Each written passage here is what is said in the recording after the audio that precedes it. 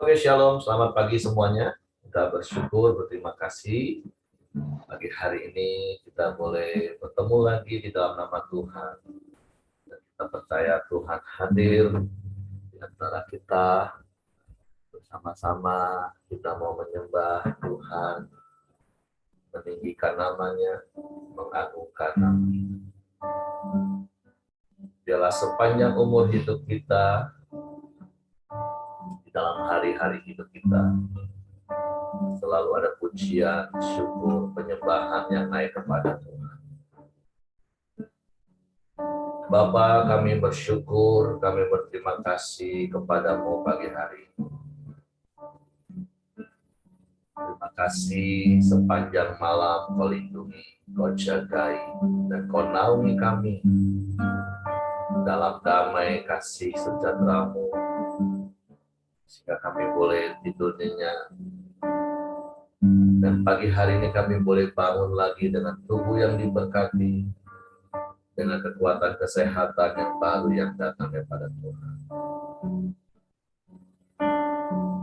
Kami datang kepadamu, menaikkan pujian syukur kami,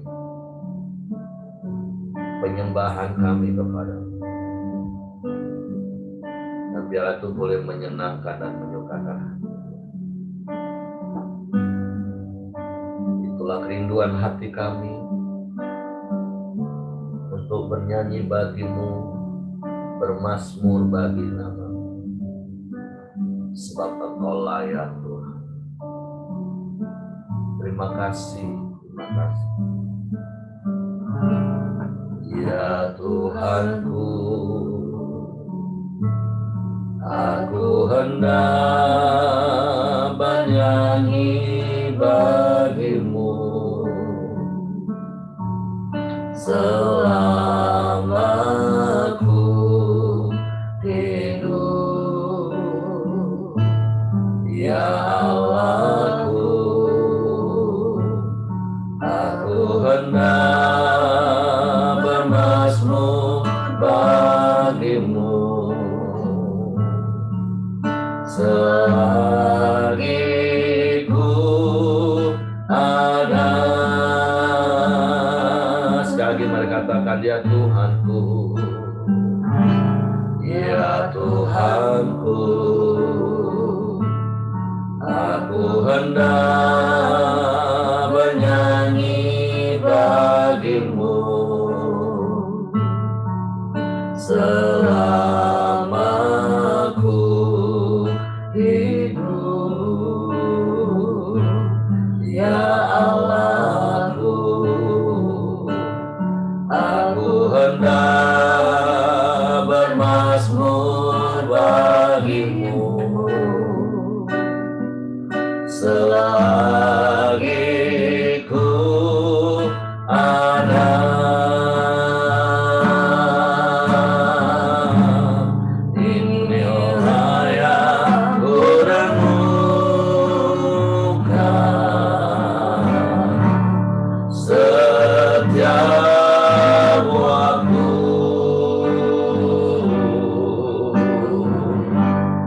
Nyanyian pujian dan pengagungan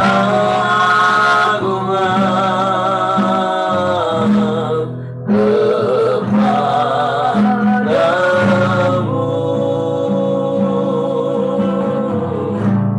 Biarlah manis hadirat Tuhan, manis kau dengar Tuhan. Biar hatiku bersuka dalam nama-Mu.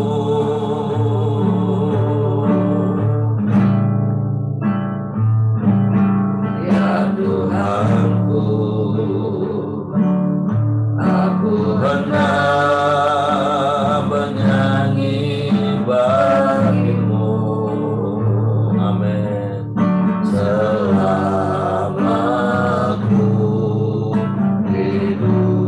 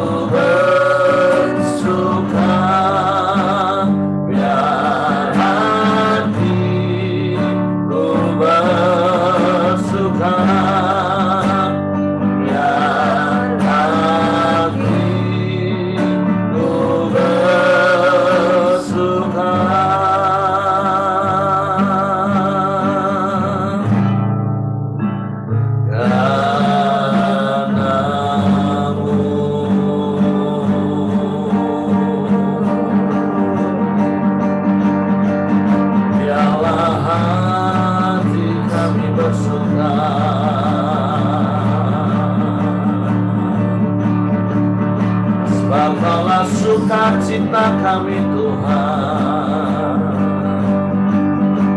Kaulah kekuatan bagi kami.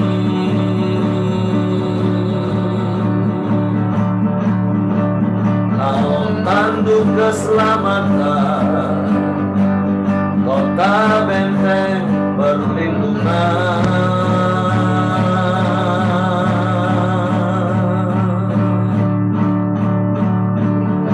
Sebab itu kami mau terus bersukacita di dalam-Mu Tuhan. Kami mau bersyukur selalu kepada-Mu.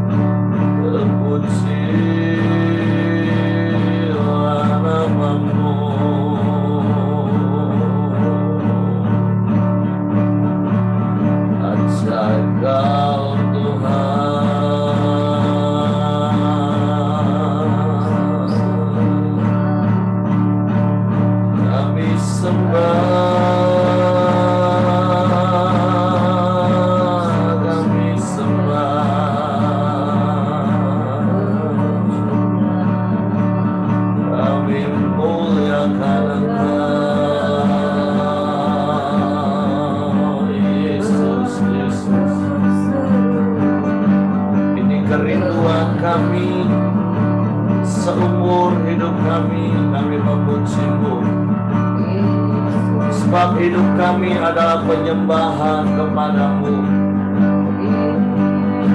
Biarlah perkenanan-Mu nyata dalam hidup kami Tuhan. Haleluya.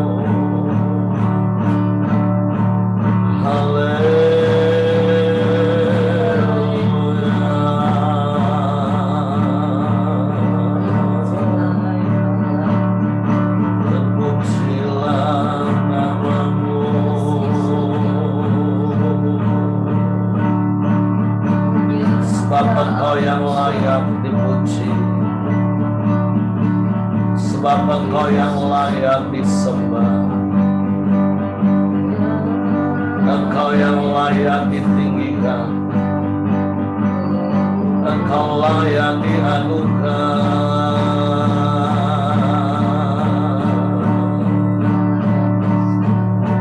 di sepanjang umur hidup kami Tuhan. Sebab Engkau baik, Kau sungguh baik, Kau sangat baik, Kau selalu baik. Kami bersyukur.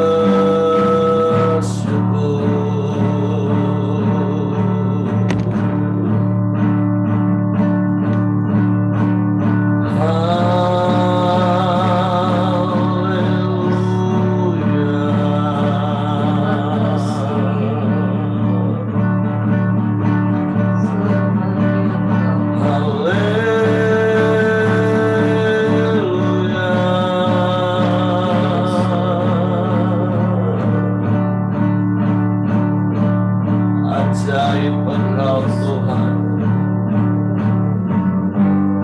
dahsyat Engkau Allah. Tidak ada Allah yang lain selain Engkau. Engkaulah satu-satunya yang kami andalkan. Hanya kepadamu hati kami percaya. Kami bersyukur.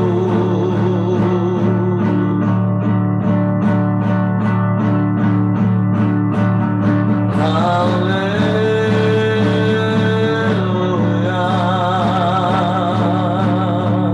Engkau baik, Engkau baik, Engkau baik.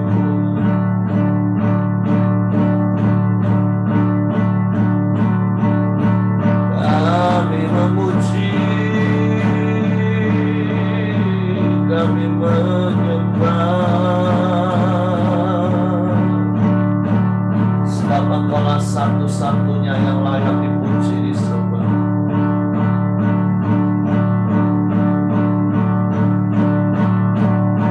Haleluya.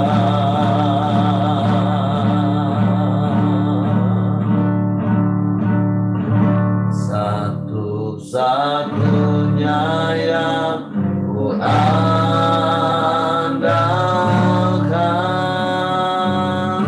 satu-satunya yang ku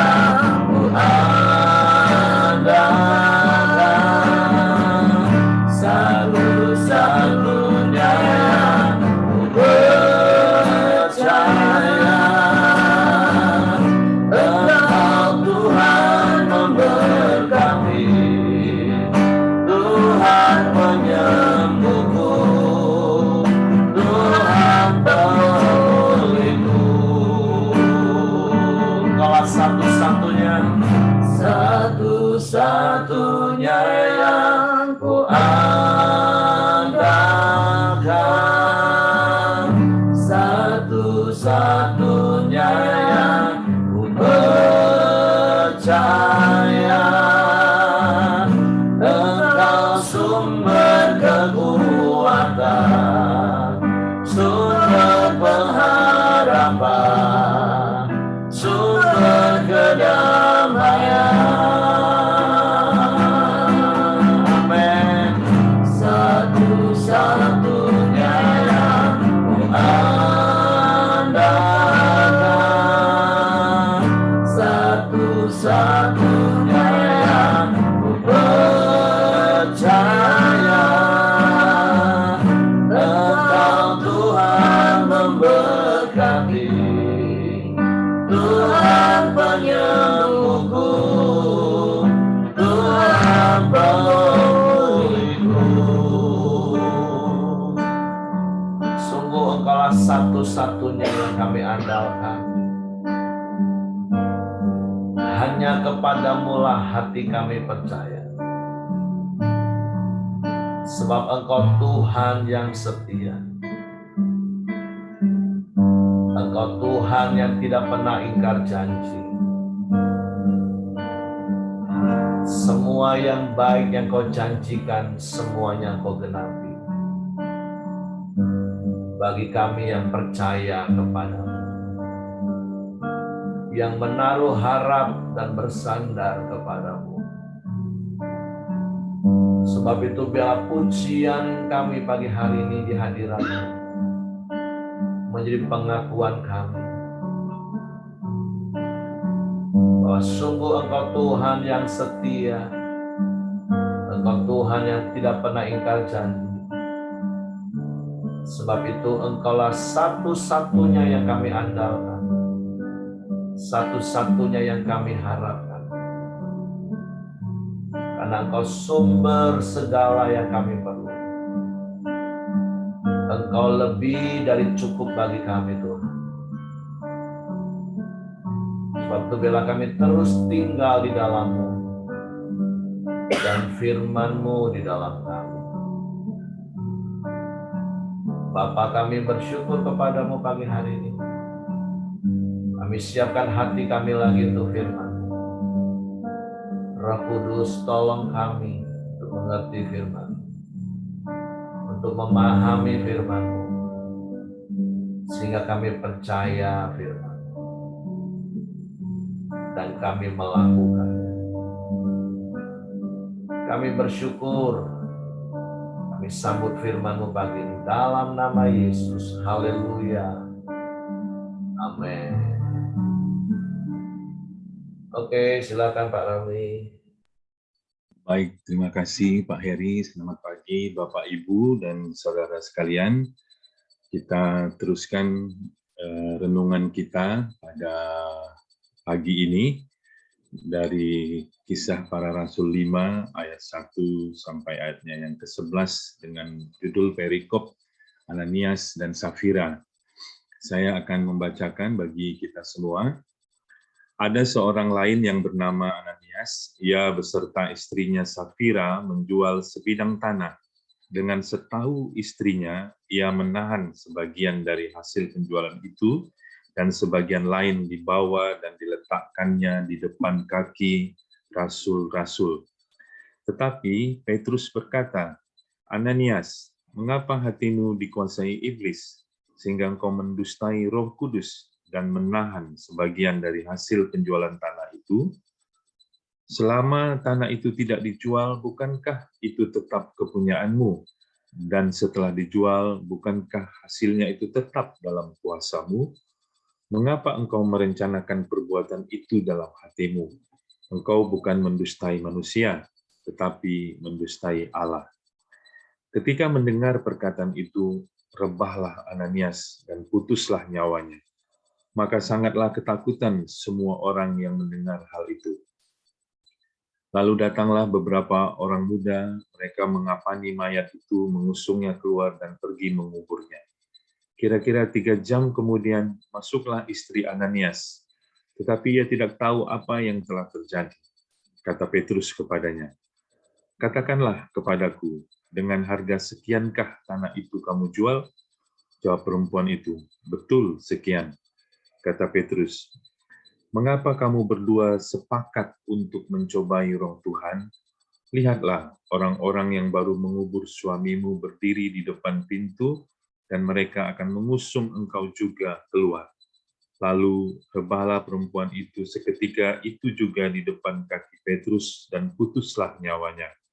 Ketika orang-orang muda itu masuk, mereka mendapati dia sudah mati.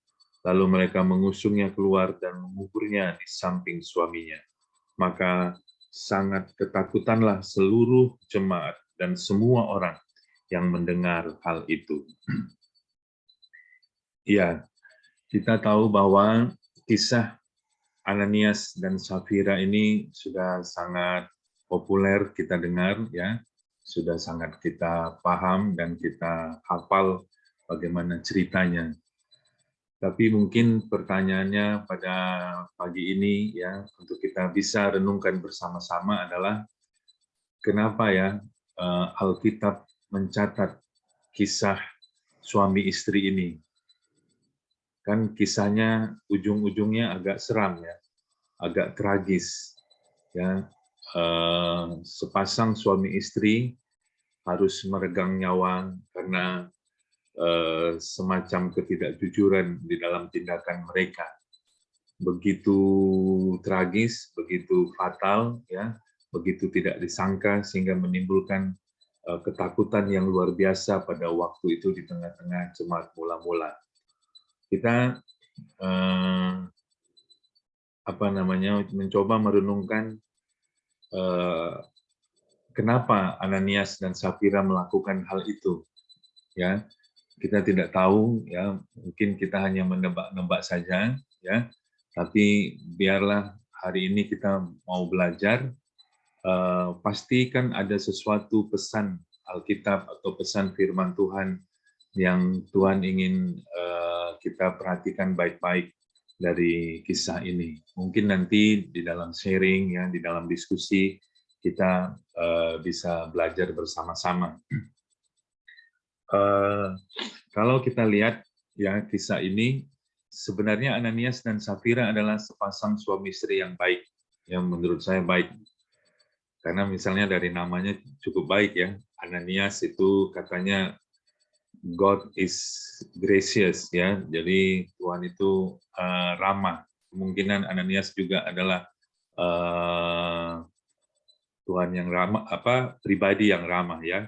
Safira artinya cantik, ya, beautiful, ya. Yang bisa kita pelajari yang pertama mungkin dari ayat yang kedua dikatakan di sana, dengan setahu istrinya ia menahan, ya, menahan sebagian dari hasil penjualan itu, penjualan tanah itu, ya. Ternyata menahan ini bisa berujung kepada dosa, ya. Bagi saya pribadi ini sebuah teguran juga, gitu ya. Nah, kalau menahan apa yang Tuhan sudah gerakkan, apa yang Roh Kudus sudah gerakkan di hati kita untuk kita lakukan, ya, tapi kita mencoba untuk menahannya, ternyata ini bukan hal yang sepele, ya. Bukan hal yang ringan, ini bisa menjadi hal yang serius bagi kita. Ini bisa berakibat atau berujung kepada dosa. Jadi pelajarannya adalah bagi saya, kalau Roh Kudus sudah gerakkan, kalau Roh Kudus sudah perintahkan, Roh Kudus sudah menimbulkan sebuah niat untuk kita memberi, untuk kita melakukan sebuah kebaikan atau sebuah rencana, ya, maka seharusnya kita tidak menahan-menahannya, tapi kita mau taat untuk segera melakukannya dengan segala ketaatan. Karena sekali lagi, ya, kalau kita menahan, maka ini bisa berujung kepada dosa, ya. Kita kita kita belajar bahwa mungkin pada hari-hari ini, ya, pada saat-saat sekarang ini, kisah ini kita tidak mendengar lagi mungkin ada orang yang tidak jujur kemudian tiba-tiba mati gitu ya. Ada orang yang melakukan kecurangan tiba-tiba mati. Mungkin kita tidak mendengar hal itu ya. Tetapi saya percaya bahwa mati secara fisik mungkin kita tidak mendengar, ya tidak melihatnya lagi gitu. Tapi mungkin yang perlu kita waspadai adalah kematian secara rohani ya. Di balik ketidakjujuran atau di balik ketidaktaatan kita ya, kemungkinan ada banyak kematian-kematian rohani yang bisa dialami oleh orang-orang yang tidak taat kepada kehendak Tuhan ya. Itu yang pertama. Yang kedua mungkin kita bisa belajar kira-kira apa sih motivasi daripada Ananias dan Safira ya, sehingga mereka menahan hasil daripada penjualan tanah yang mereka jual tersebut ya. Yang pertama kita bisa melihat ya, mungkin saja ada kemungkinan bahwa ini kan masih berhubungan dengan cara hidup jemaat yang sebelumnya di perikop yang kemarin kita baca ya, bahwa cara hidup jemaat itu mereka begitu luar biasa, saling memperhatikan, tidak ada yang berkekurangan, milik bersama ya, saling memberi dan saling berkorban dan lain sebagainya ya. Dan kita lihat di ayat yang terakhir kemarin, Yusuf memberikan seluruh harta miliknya dan memberikannya kepada rasul-rasul untuk dibagikan kepada seluruh jemaat, dan itu menimbulkan pujian di banyak orang. Ada kemungkinan Ananias dan Safira ingin melakukan hal yang sama, ya, tetapi motivasinya berbeda. Ya, motivasinya bukan untuk kebersamaan, tetapi untuk pujian bagi dirinya sendiri. Ada kemungkinan mungkin seperti itu. Artinya dia memberi untuk mendapatkan pujian. Nah, ini juga hal yang perlu kita waspadai di dalam kehidupan kita, ya, di dalam di dalam perilaku memberi kita, ya, supaya kita bisa melakukannya dengan tulus tanpa embel-embel untuk mendapatkan pujian di dalam tindakan kita, ya. Atau mungkin juga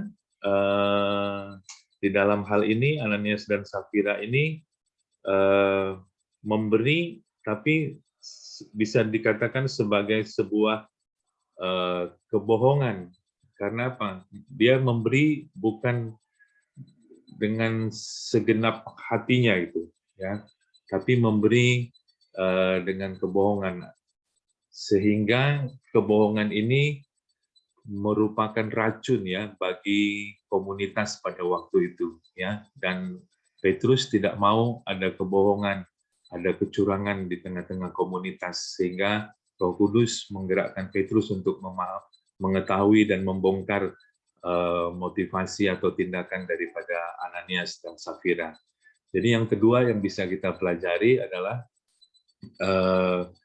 untuk kita boleh menjaga dan meluruskan ya motivasi kita di dalam memberi ya. Saya akan bacakan, saya teringat satu ayat, 1 Tawarik 28 ayat yang ke-9 dikatakan seperti ini.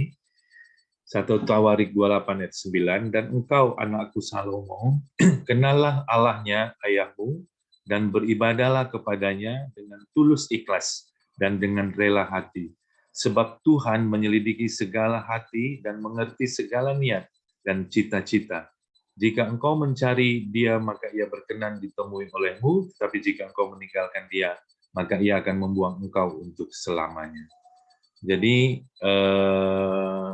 kita harus datang beribadah kepada Tuhan dengan satu prinsip, yaitu tulus dan rela hati. Jadi tidak ada motivasi-motivasi yang lain yang mengotori ibadah kita. Tapi biarlah kita datang kepada Tuhan melayani Tuhan, memberi sungguh-sungguh dengan tulus, bukan dengan trik, bukan dengan manipulasi, ataupun dengan motivasi-motivasi yang lain. Yang ketiga yang bisa saya share, yang saya dapatkan adalah kita belajar dari Ananias dan Safira ini, belajar untuk memberi dengan segenap hati seperti tadi sudah saya singgung ya. Kita teringat prinsip ini bahwa kita tidak dapat mengabdi kepada dua tuan ya, kepada Tuhan, kepada Allah dan juga kepada Mammon ya. Kalau mungkin bisa kita tebak-tebak yang motivasi daripada Ananias dan Safira, mereka ingin juga melayani Tuhan, memberi, tapi di sisi yang lain mereka sepertinya takut kekurangan dan bersandar kepada Mammon sehingga mereka tidak memberikan seluruh hasil penjualan tanah yang mereka miliki. Oleh karena itu kita belajar ya hari ini ya, ayo sama-sama kita kembali mengkoreksi hati kita, mengecek hati kita, apakah kita masih dengan segenap hati melayani, mengasihi Tuhan ya, berkoram Deo ya, melakukan segala sesuatu dengan segenap hati. Itu yang bisa saya dapatkan. Dan yang terakhir ya, mungkin akan berbeda akhir kisah daripada Ananias dan Safira ini, seandainya salah satu dari suami istri ini tidak menyetujui apa yang sudah mereka rencanakan. Artinya, kita tahu bahwa dikatakan ayatnya yang tadi dikatakan dengan sepengetahuan istrinya, Ananias menahan. Jadi mereka sebenarnya sepakat untuk merencanakan sebuah persekongkolan, sebuah kompromi lah katakan seperti itu. Ya. Dan akhirnya mereka menjalankan kesepakatan itu, persekongkolan itu, dan kita melihat ujungnya sangat tragis bagi hidup mereka. Maksud saya adalah, seandainya salah satu dari mereka tidak setuju, tidak kompromi, mungkin ceritanya akan berbeda, kisahnya akan berbeda. Ini penting sekali bagi kita, suami istri, ataupun hidup dalam komunitas, hidup dalam berjemaat, supaya kita tidak memberi ruang kompromi kepada hal-hal yang tidak berkenan di hadapan Tuhan. Jangan kita memberi ruang sedikit pun untuk kompromi atau untuk kesepakatan yang tidak sesuai dengan kebenaran firman Tuhan. Ya, mungkin hal kecil beberapa waktu yang lalu saya cerita dengan teman-teman, ya, teman-teman Komsel, cerita-cerita santai waktu melihat kaca mobil belakang saya itu penuh dengan jamur dan sudah rusak, padahal itu vikul ya, sudah rusak. Terus saya tanya, di mana ya di Bungo bisa gantiin? Terus ada yang nyelutuk, nggak usah Pak diganti, kan lumayan mahal. Bapak pergi aja ke asuransi, minta mereka lakukan, mereka udah tahu lah. Nanti tuh mereka pecahkan kacanya, Bapak dapat kaca baru dan gratis vikulnya. Nah, saya pikir wah ini ide yang cemerlang juga, bagus juga. Tapi kemudian untung besok-besoknya saya pikir ini nggak benar. Ini kompromi namanya, ya. Jadi di Tuhan saya tidak lakukan itu, ya. Dan saya cari-cari di mana bisa ganti kaca film vikul, tapi di Bungo sudah tidak ada. Di Bungo pernah ada buka sarang variasi, tapi tidak jalan, ya. Kemudian tutup. Jadi terpaksa kayaknya harus di Jambi. Tapi poinnya adalah penting tidak kompromi dengan hal-hal yang seperti itu. Ya, mungkin 4 hal ini yang bisa saya share. Ya, saya kembalikan kepada Pak Heri untuk kita dapat pencerahan-pencerahan lainnya. Tuhan memberkati. Oke, terima kasih Pak Ramli. Menginspirasi setiap kita untuk taat pada suara Tuhan, jangan kompromi. Masa beli mobil mahal sanggup beli vikul nggak sanggup, ya nggak Pak? Sehingga harus kompromi. Nah, Tapi terlepas dari itu, dari apa yang Pak Ramli sampaikan tadi, biarlah firman Tuhan pagi hari ini mengingatkan kita tentang motivasi kita, tentang kejujuran kita di dalam menjalani hidup kita hari-hari. Ya memang seperti Pak Ramli katakan, kisah ini kenapa dicatat ya, jadi mengerikan. Tapi balik-balik tentu apapun yang firman Tuhan catat, itu mempunyai maksud yang baik. Maksud saya seperti ini, jangan sampai akhirnya Bapak Ibu justru terintimidasi membaca kisah ini. Jadi ketakutan, terus gagal fokus. Wih, kok sadis banget ya Tuhan sampai segitunya ya. Nah, tapi seperti apa yang Pak Rami tadi katakan, ya tentu Bapak Ibu juga mungkin bisa mendapatkan hal-hal yang lain. Tapi kisah ini secara khusus, kalau dibaca satu perikop ini, ya tentu seperti yang Pak Rami tadi katakan, bicara motivasi hati, kejujuran kita di dalam kita jalani hari-hari. Bukankah kita punya nilai bahwa segala sesuatu yang ada pada kita itu adalah milik Tuhan, kita ini hanyalah pengelola. Nah tentu berkaitan dengan perikop yang kemarin, yang sudah kita belajar, sepanjang hari kemarin saya juga terus merenungkan firman Tuhan itu, karena jujur saya penasaran, bertahun-tahun seringkali ketika saya tanyakan kepada orang-orang Kristen, bahkan saya sering mendengar hamba-hamba Tuhan juga berkhotbah tentang cara hidup jemaat, selalu terkandung keraguan di dalamnya, bahkan ketika ditanya apakah cara hidup jemaat mula-mula itu masih relevan sampai hari ini. Hampir rata-rata, dan kemarin 2 kali di 2 kelompok yang berbeda saya tanyakan pertanyaan itu, berkaitan dengan renungan yang kemarin, rata-rata semua geleng kepala, nggak relevan. Dan ketika saya merenungkan sepanjang hari, dan saya tanya, kenapa Tuhan, kok semua orang Kristen, bahkan hambamu ngomong bahwa cara hidup jemaat mula-mula itu nggak relevan di akhir zaman ini. Dan Tuhan cuma ngomong gini, karena mereka semua gagal fokus, karena mereka semua salah fokusnya. Mereka selalu langsung, kenapa nggak relevan? Semua karena ngomong gini, ay mana mungkin lah Pak zaman sekarang, kita jual tanah, jual rumah, terus dibagi-bagi. Hatinya langsung fokusnya di situ, padahal gagal fokus itu. Padahal itu bukan prinsip dari cara hidup jemaat mula-mula. Tapi sifat manusia mendasar, ego, pelit, itu langsung fokusnya ke ayat yang menulis, maka mereka menjual tanahnya dan menjual ladangnya, maka uangnya. Semua langsung ngomong nggak mungkin di situ. Mereka langsung ngukur diri sendiri. Rumah aja masih kredit, tanah juga nggak punya. Gagal fokus.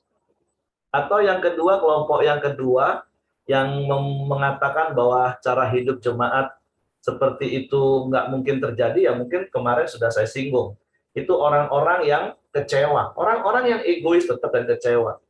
Sehingga dia marah, bohonglah semua itu orang gereja, bohonglah itu kekristenan.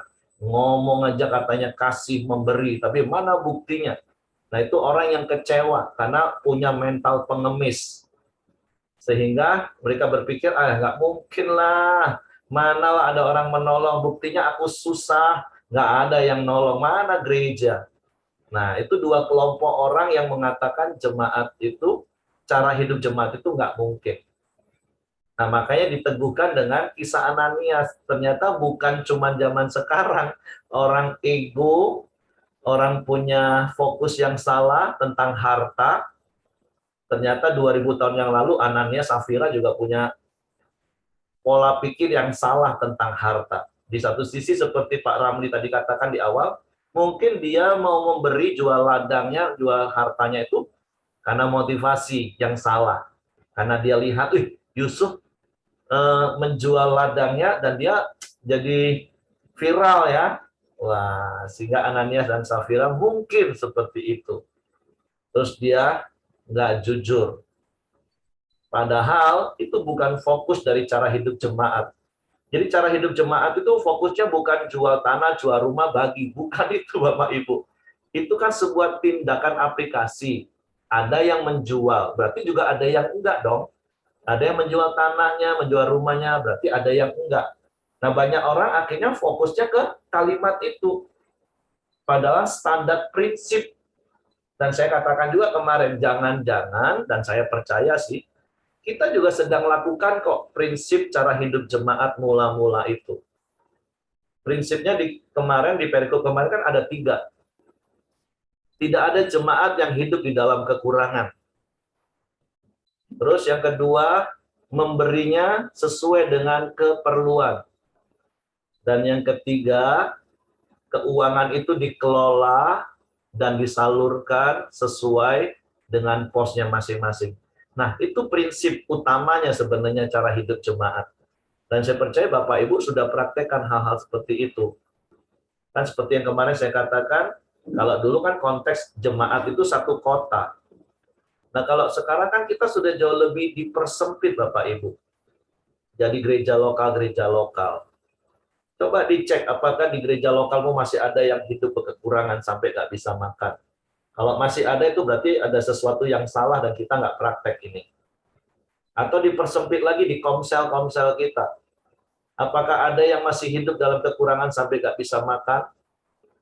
Nggak ada Bapak Ibu, saya percaya. Kenapa?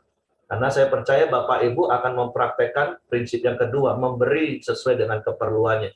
Ketika engkau dengar ada anggota komselmu yang hidup dalam kekurangan, anggota komsel satu dengan yang lain akan saling support dan dukung dan berkati. Atau gereja, seperti yang ketiga poinnya adalah dikelola dengan bijak. Nah, gereja kita mengelola keuangan dengan bijak. Semua persepuluhan, semua persembahan, jemaat yang dibawa, dikelola, disalurkan untuk diakonia, untuk arematea, untuk misi, sehingga tidak ada jemaat yang kekurangan. Tidak ada anak jemaat yang nggak sekolah. Kalaupun bisa alfa, nggak ada. Nah, makanya itulah dibutuhkan jemaat tinggal dalam komunitas. Karena kalau kita kan nggak maha tahu. Nah, harusnya jemaat yang tinggal dalam komunitas, kalau ada anggotanya yang berkekurangan, anaknya yang perlu disupport, dikoordinasikan, dikomunikasikan.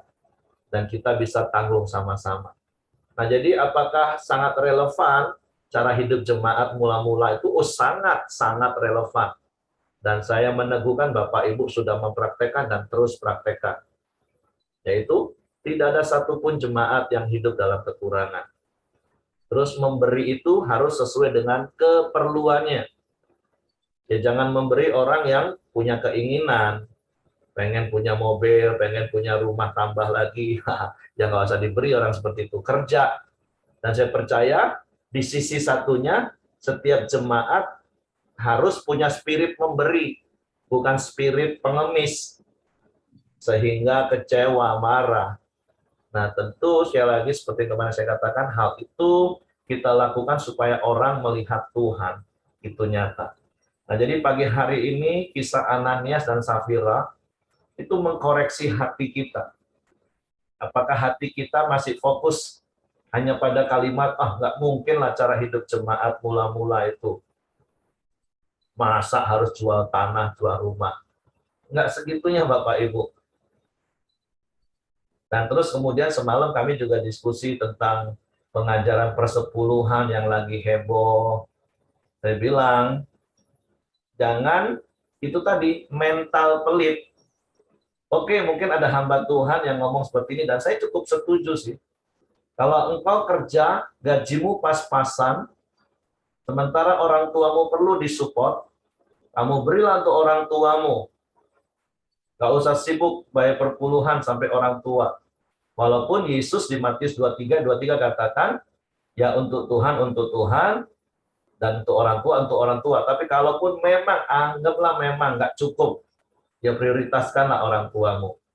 Nah, tapi masalahnya begini sekali lagi, ada orang yang hidupnya sudah berkelimpahan, akhirnya menyamakan dirinya mau memakai prinsip untuk orang miskin. Wah, kalau gitu perpuluhan nggak perlu. Nah, itu yang salah Bapak Ibu. Harusnya orang yang berkelebihan jangan 10% lagi dong.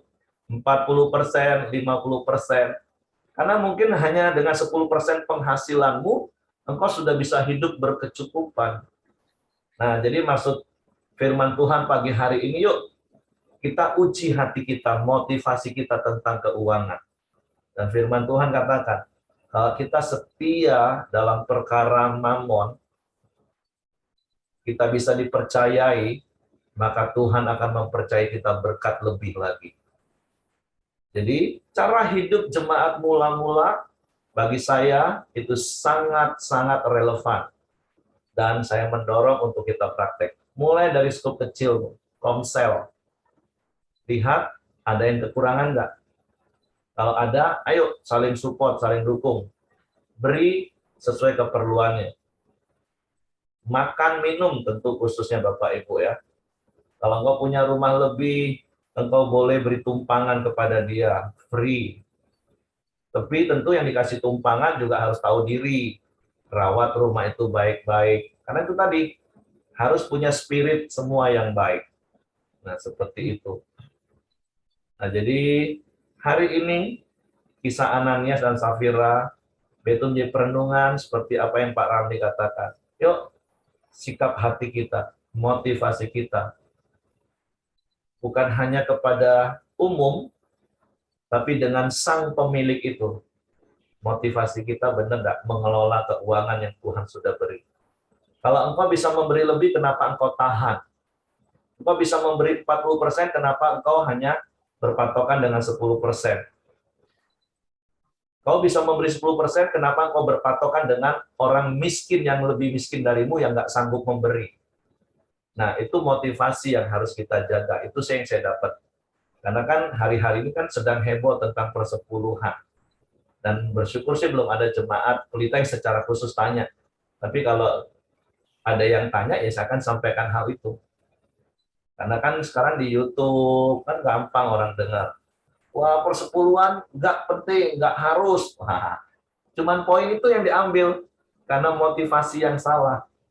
Padahal pendeta yang menyampaikan itu, kalau kondisinya engkau hanya pekerja harian, engkau mungkin hanya UMR, yang untuk makan aja pas-pasan, terus kau butuh untuk bantu orang tua, nah, kau lebih baik bantu orang tua. Nah, standar itu yang mau dipakai oleh orang-orang yang punya duit, nah itu kan motivasinya sudah nggak benar Bapak Ibu. Harusnya kalau orang yang berkelebihan, jangan 10% lagi. Pakai prinsip perjanjian baru, seluruhnya. Kan seperti itu. Tapi balik-balik ini kan bicara sikap hati. Tapi saya bersyukur saya melihat jemaat Pelita Community, jemaat yang cinta Tuhan, jemaat yang suka memberi. Ya, indikasinya sangat sederhana Bapak Ibu. Gereja nggak pernah kekurangan untuk dikelola keuangannya. Hamba-hamba Tuhan yang bekerja di Pelita, hidupnya juga nggak pernah kekurangan. Walaupun mungkin juga nggak mewah, tapi paling tidak cukup. Karena standar firman Tuhan juga bilang, asal ada makanan dan pakaian, cukuplah. Oke, itu saja yang ingin saya sampaikan, ingin saya tambahkan. Intinya, seperti Pak Ramli katakan, periksa hati kita, motivasi kita, secara khusus soal keuangan. Oke, mungkin Bapak Ibu yang lain mau menambahkan sesuatu, silakan Ibu Mirianti ya. Ya, sedikit Pak. Semua itu saya setuju. Baiklah, perenungan kita itu dengan pertanyaan dalam ayat 4 ya, yang tengah itu ya. Mengapakah engkau merencanakan perbuatan itu dalam hatimu? Nah, itu Pak. Jadi kalau Pak Ramli tadi sudah bersaksi, ya akhirnya melakukan kebenaran. Apakah mengapa engkau merencanakan perbuatan itu dalam hatimu? Nah, itu yang saya mau renungkan hari ini terus sampai Tuhan datang, ya. Karena ternyata kita tidak bisa mendustai Allah. Pak, terima kasih Pak, puji Tuhan. Oh ya, saya mohon didoakan ya. Sore ini saya akan berangkat ke Salatiga lagi untuk membantu adik saya pindahan ke Taman Dayu ini. Sore nanti jam 4 kami berangkat, mungkin sampai Salatiga malam ya. Besok kami seharian itu hari Minggu kami mengunjungi saudara ipar saya yang ada di Jogja. Kemudian hari Senin pagi-pagi kami berangkat dari Salatiga ke Taman Dayu. Mohon dukung doa ya Pak. Terima kasih. Puji Tuhan. Oke, terima kasih. Yuk, silakan Heng. Oke, terima Pak. kasih. Oh ya Pak, Pak saya Heng. mau bagikan Pak. Ya, silakan. Saya mau sharing Pak. Bagi ya Bapak Ibu, yang saya mau sharing kan gini Pak. Saya pernah suatu hari kan kerja di Tungkal. Waktu saya masih kasih mula-mula Pak, 6 bulan ikut Tuhan. Saya ikut, kalau saya dapat kerjaan, saya ditugaskan ke Tungkal, kerja di Petrocina Pak. Kami jadi subkontraktor aja Pak. Pada suatu hari Pak, saya waktu mau ke gereja Pak, di hari Minggu. Saya ke gereja waktu itu di Tungkal Pak, 1 jam dari tempat kerja saya. Saya rindu mau ke Tungkal, tapi saya kayaknya masih ragu Pak. Mau atau enggak, saya tanya Tuhan. Saya mau ke gereja, tapi saya nggak gitu apa Pak. Kayaknya agak jauh, saya juga agak ragu gitu kan. Tapi saya dengar suara Roh Kudus Pak, kamu pergilah ke gereja, kamu akan jadi berkat gitu Pak. Saya kan bingung kok ke gereja akan jadi berkat gitu kan. Saya taat, saya jalani aja Pak. Saya ke Tungkal waktu itu 1 jam dari perjalanan sampai ke Tungkal. Atau saya disambut dengan hamba Tuhan ini, dia tepuk saya. Kau hai ke sini sudah jadi berkat buat saya katanya. Oh saya terkejut. Hamba Tuhan ini ngomong saya ke Tungkal ini udah jadi berkat buat dia Pak. Jadi ternyata suara Roh Kudus tuh menjadi saya remak. Wih benar juga suara Roh Kudus katanya. Kok ada kesamaan begitu Pak dengan hamba Tuhan ini ngomong saya jadi berkat gitu Pak. Yang saya mau bagikan gini Pak. Ternyata untuk jadi berkat tuh bukan masalah materi Pak. Kita ada aja di dalam gereja, walaupun nggak khotbah, kita udah jadi berkat. Dari situ saya tahu Pak, ternyata jadi berkat itu bukan mesti kasih uang, kasih apa. Kita hadir di tengah-tengah mereka aja, kita udah jadi berkat. Jadi sejak saat itu saya mau nggak pernah tinggal di gereja. Kalau ada waktu saya nggak pernah mau tinggal di gereja. Kenapa? Karena saya waktu ada di gereja saya udah jadi berkat. Walaupun saya bukan jadi pengkhotbah, walaupun saya bukan jadi user, ternyata kehadiran saya tuh sudah bisa menjadi berkat buat orang lain Pak. Mungkin itu aja bisa bagikan Pak. Terima kasih Pak. Oke, terima kasih Kak Hai. Jadi bicara soal berkat, tentu bukan hanya serta-merta hanya bicara materi, tapi sungguh hidup kita, kehadiran kita dimanapun berada, itu mendatangkan berkat, damai sejahtera, sukacita bagi banyak orang. Oke, silakan Heng. Sebentar Pak ya, saya bagikan sedikit Pak. Waktu saya membaca Kisah Rasul 5 ini Pak, saya juga beranggapan ini kok suatu hal yang tragis ya. Suatu hal yang benar-benar bertolakan dengan hati saya kan. Karena ini kan hartanya, yaitu keuangannya, dia nggak memberikan kepada Tuhan, kok dia sampai mati gitu kan. Tapi setelah saya renung-renungkan, dan saya mendengar dari Pak Ramli mengatakan, ini adalah kompromi antara suami dan istri gitu loh. Jadi di mana istrinya tahu kalau suaminya melakukan hal yang tidak benar. Jadi saya juga pernah mendapat suatu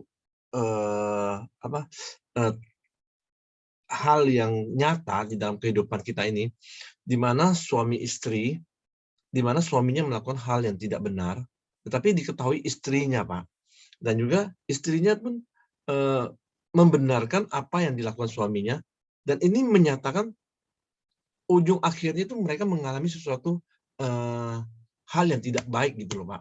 Jadi ini mengingatkan saya suatu cerita benar-benar kejadian kalau di mana suami dan istri, di mana istri kalau bisa mengingatkan kepada suami kalau itu hal yang tidak baik, jangan kita lakukan. Tapi sebaliknya lagi, kalau istri melakukan hal yang tidak baik, suami mengingatkan kepada istri kalau itu tidak boleh dilakukan. Karena di mana kita tidak melakukan hal yang benar, itu ujung ke depannya itu kita akan mendapatkan suatu kehidupan yang lebih susah daripada apa yang kita lakukan melalui hal-hal yang tidak benar. Itu yang saya dapatkan di pagi hari ini. Oke, terima kasih semua. Mari kita masuk dalam doa pagi kita. Silakan, Cek Lydia. Pagi semuanya, begitu luar biasa ya firman Tuhan pagi hari ini. Mari kita satukan, kita berdoa bersama-sama. Bapak, kami mengucap syukur pagi hari ini. Bisa bangun pagi dengan kondisi yang sehat dan bisa sama-sama korandio. Semua karena anugerah-Mu dan kemurahan-Mu. Kami bisa bertahan sampai hari ini ya Tuhan. Karena kami percaya dengan kuasa Tuhan yang ajaib, yang luar biasa. Di saat kami sudah tidak sanggup lagi menghadapinya, tapi Tuhanlah yang selalu memberi jalan keluar.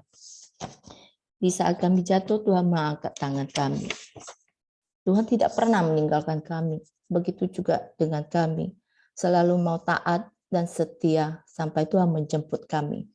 Ajar kami terus mengasihi jiwa-jiwa dengan kasih agape. Dan kami mau melayani jiwa-jiwa dan bertindak. Jangan sampai api dalam hati kami padam ya Tuhan. Kuatkan dan teguhkan kami. Engkau berdaulat atas hidup kami. Di dalam nama Tuhan Yesus. Kami sepakat berdoa buat keluarga besar. Mamanya dari Pak Yudi Duru. Atau mama mertua dari Ibu Miarti yang telah dipanggil Tuhan. Biarlah Tuhan berikan kekuatan dan ketabahan kepada keluarga besar ini. Mamanya Pak Yudi Duru sekarang sudah bersama Bapak di surga. Kami juga sepakat berdoa buat Ibu Mirianti yang akan berangkat ke Salatiga untuk mengunjungi keluarganya. Tuhan lindungi perjalanannya sampai tiba di tempatnya. Kami serahkan Ibu Mirianti ke dalam tangan Tuhan Yesus. Kami juga sepakat berdoa buat perdamaian antara Rusia dan Ukraina, supaya sepakat untuk mengakhiri perang. Tuhan berilah kedua pihak hati yang rela berdamai, sehingga perang tidak berkepanjangan yang akan menambah banyak korban jiwa. Kami serahkan Rusia dan Ukraina ke dalam tangan Tuhan Yesus. Jadilah damai. Kami juga sepakat berdoa untuk kenaikan harga sembako. Kiranya pemerintah diberi kebijaksanaan mengatur, sehingga masyarakat tidak kesulitan di dalam nama Tuhan Yesus. Kami juga sepakat berdoa buat setiap kami yang hadir pagi hari ini atau yang tidak hadir. Tuhan pimpin kami supaya kami semua dikuatkan. Apapun permasalahan kami dalam bisnis kami atau keluarga kami, Tuhan campur tangan dengan kuasa Tuhan. Berkatilah bisnis kami dan supaya berjalan dengan lancar, tanpa kekurangan apapun. Lindungi kami, keluarga kami, dimanapun kami berada, semua dalam keadaan sehat, di dalam nama Tuhan Yesus. Mari kita doa untuk bangsa dan negara. Kami sepakat berdoa bagi keselamatan generasi anak-anak muda juga ya Tuhan. Tuhan luputkan dari berbagai tipu daya kegelapan yang dapat menghancurkan masa depan anak-anak kami. Kami serahkan anak kami ke dalam tangan Tuhan Yesus.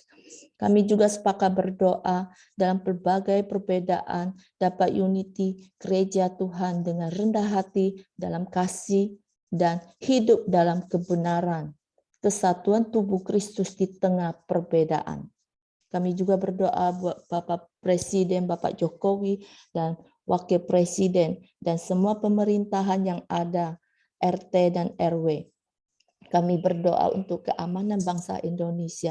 Kami juga sepakat berdoa agar pemerintah pusat atau daerah meningkatkan kewaspadaan sehubungan potensi gempa bumi, tsunami, erupsi gunung api, dan banjir yang meningkat dibandingkan tahun-tahun sebelumnya. Tuhan berilah kesadaran kepada masyarakat bahwa kondisi yang tidak menentu supaya masyarakat juga menjaga protokol kesehatan bersama. Tuhan berdaulat atas hidup bangsa Indonesia. Tuhan memberkati bangsa Indonesia. Tuhan pulihkan bangsa Indonesia. Indonesia penuh kemuliaan-Mu. Jangan sampai kami mencuri kemuliaan-Mu. Di dalam nama Tuhan Yesus. Mari kita doa Bapa kami. Bapa kami yang di surga, dikuduskanlah nama-Mu. Datanglah kerajaan-Mu. Jadilah kehendak-Mu. Di bumi seperti di surga. Berikanlah kami pada hari ini makanan kami yang secukupnya. Dan ampunilah kami akan kesalahan kami. Seperti kami juga mengampuni orang yang bersalah kepada kami. Dan janganlah membawa kami ke dalam pencobaan. Tetapi lepaskanlah kami daripada yang jahat. Karena Engkaulah yang punya kerajaan dan kuasa dan kemuliaan sampai selama-lamanya. Amin. Pak Dr. Ramli, silakan tutup dalam doa, Pak. Bapa, kami bersyukur buat pagi ini. Terima kasih buat persekutuan kami di Korambio pagi ini. Kami mencari wajah-Mu. Kami telah bertemu dengan kasih-Mu Tuhan. Bertemu dengan kebenaran-Mu lewat sharing firman-Mu. Tuhan, ajar kami pada hari ini, Tuhan, untuk terus mempraktekkan prinsip-prinsip dan nilai-nilai cara hidup jemaat yang mula-mula di kehidupan kami pada hari-hari ini, Tuhan. Biarlah kami, Tuhan, menjaga terus motivasi kami, hati nurani kami. Kami menjaga terus isi hati kami, Tuhan. Engkau yang mengenal isi hati kami, tidak ada yang tersembunyi, Tuhan. Ajar kami untuk tidak kompromi dengan apapun. Ajar kami mengasihi-Mu, melayani-Mu dengan segenap hati kami, Tuhan. Terima kasih, Tuhan. Biar kami boleh praktekkan setiap nilai-nilai, setiap prinsip-prinsip yang sudah kami dengar, dan kami mau hidup di dalamnya, Tuhan. Kami serahkan hidup kami sepanjang hari ini ke dalam tangan Tuhan. Apapun aktivitas, kegiatan, pekerjaan kami, biarlah kiranya Tuhan yang memberkati kami. Dan kami terima berkat-Mu, kasih karunia daripada Allah Bapa, kami sejahtera daripada Tuhan Yesus, serta persekutuan yang manis daripada Allah Roh Kudus, menyertai kami hari ini sampai selama-lamanya. Di dalam nama Tuhan Yesus kami sudah berdoa dan mengucap syukur. Haleluya. Amin. Oke, semangat pagi, selamat beraktivitas, Tuhan memberkati.